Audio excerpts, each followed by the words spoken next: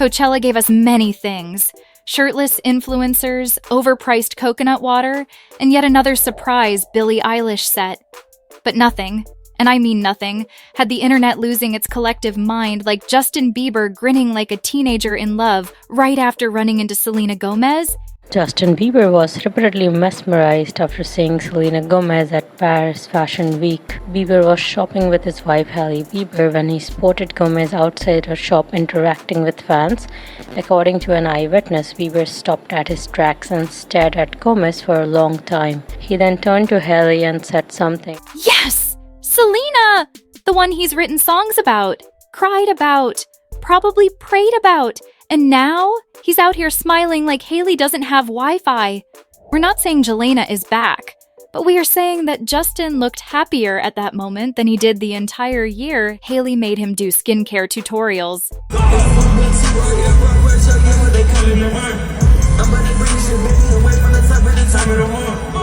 So, what actually went down at Coachella?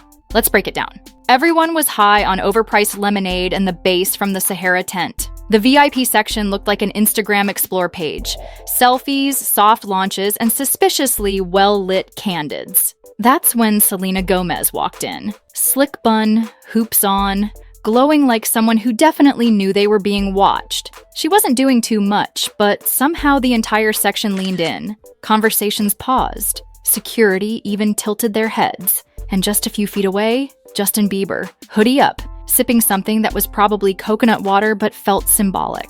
The second he saw her, his face cracked into this uncontrollable smile. It wasn't polite, it wasn't casual. It was the kind of smile that made people drop their phones mid-scroll. The kind that said, "This is not fine, I am not fine."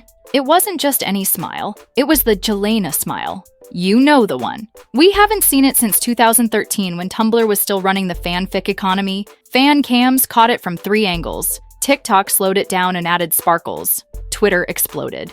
Jelena trended again. And Selena? She kept walking, calm, collected. Not a single blink out of place. She gave the world an effortless, "I know you saw that" smirk and moved on like a true main character. The internet's verdict? This wasn't closure. And let's be honest, that smile at Coachella wasn't just a moment, it felt like a sequel teaser. The kind that drops before the actual trailer and sends everyone spiraling. But if that grin was the teaser, then Selena's music lately has been the extended universe. Because when it comes to crafting entire albums out of heartbreak and highlighter-level shade, no one does it like Selena Gomez. Her joint project with Benny Blanco?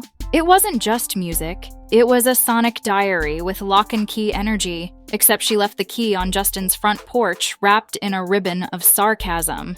She didn't say his name, but every track practically whispered it, especially "I Said I Love You First." That one hit different. It sounds like it was written at 2 a.m. with a shattered phone screen and a blocked number. Heartbreak piano? Check. Ghost of Justin lyrics? Double check. Fans knew instantly this wasn't abstract. This was Selena watched her ex marry someone else and then channeled that energy into a Grammy bid. It's talking about like a person maybe that she's dated that now they're only dating younger and hotter people than her. And the lyrics? They read like she's still holding on to the receipt for that relationship. Lines like, "You moved on before I had the chance to miss you," hit harder when you remember the Coachella smile. Because maybe Justin couldn't stop grinning, but Selena had already written the soundtrack for the goodbye. Then there's the public sentiment. Let's not pretend the internet has moved on. Half of it still treats Selena and Justin like they're star-crossed lovers in a YA novel that got canceled mid-season.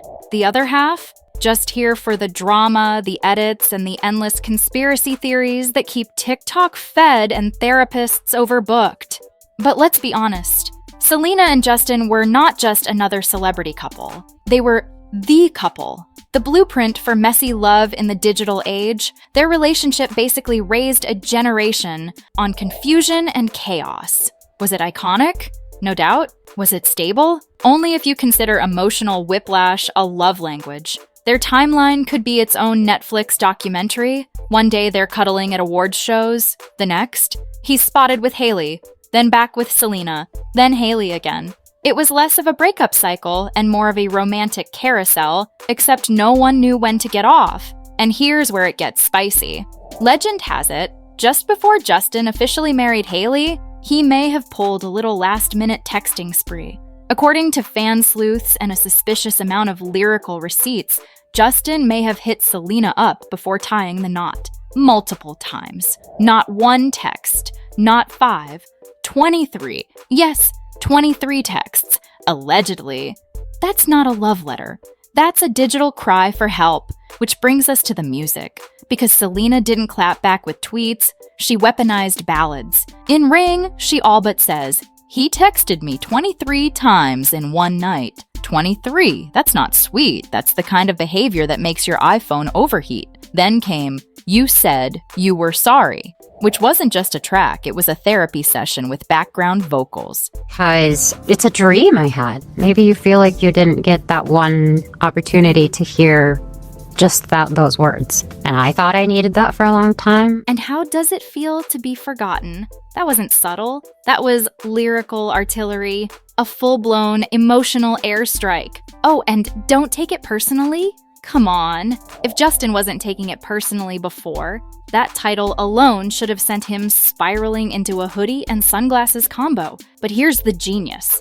Selena never name drops. No tags, no receipts. Just enough references to send the internet into a forensic frenzy every time she releases a song.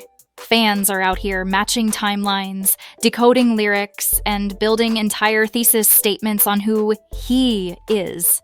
And Justin, somewhere out there, probably humming, sorry to himself and wondering if it still slaps, or if Selena just dropped the final verse on their story. Because, according to her, she did. I don't need that to validate me. I don't need that for me to move on. That's okay that I never got one. I want to be able to say, that was enough. In my head, that was enough, and I'm grateful, and I love what I have now. And please, let's not pretend Justin is immune to this fiasco, because his behavior post-Selena, let's just say it has been less pop Prince and more spiritual roller coaster. One moment, he's vibing to gospel like he's about to lead Sunday service.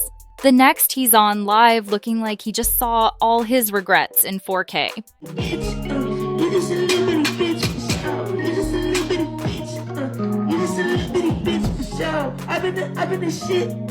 His Instagram stories suddenly got deep. We're talking black backgrounds, vague Bible verses, and captions like, "God gives his toughest battles to his saddest Canadian pop stars." And then there was that moment with the paparazzi. But Justin's not just serving sass, he's serving concern. Money. That's all you care about, guys. It's money. You don't care about people. Only money. Only money. Fans have noticed him being erratic on live streams, and honestly, can someone check on Hailey? Because the energy in that house has got to be tense, especially if Justin's Spotify Wrapped is just rare on repeat. And while Justin's out here rethinking every decision since 2012, Coachella gave him front row seats to his past, his regrets, and his biggest what if. Because just across the VIP section stood the girl who once inspired an entire generation to believe in toxic soulmates, Selena, glowing like she just won the breakup again.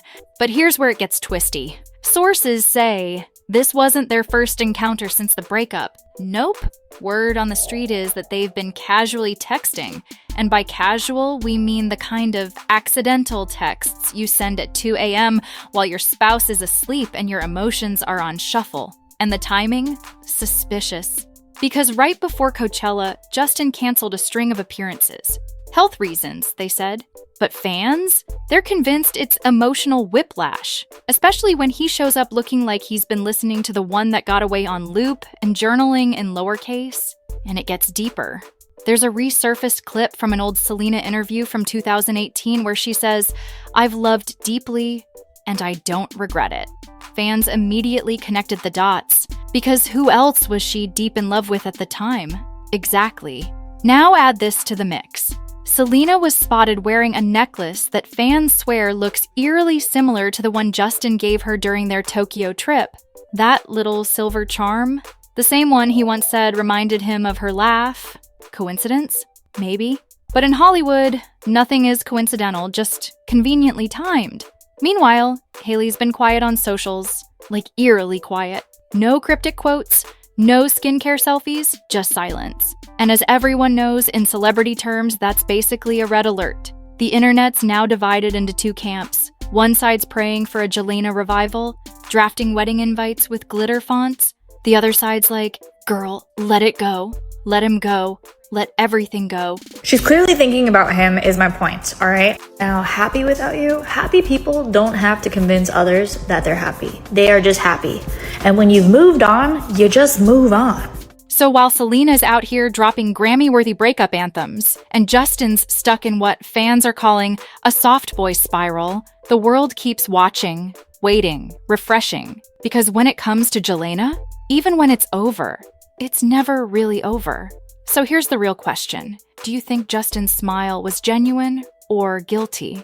Is Selena still the one that got away or the one who won the emotional war? Let me know your take in the comments. And while you're at it, hit that like button, subscribe, and share if you love this celebrity drama. Until next time.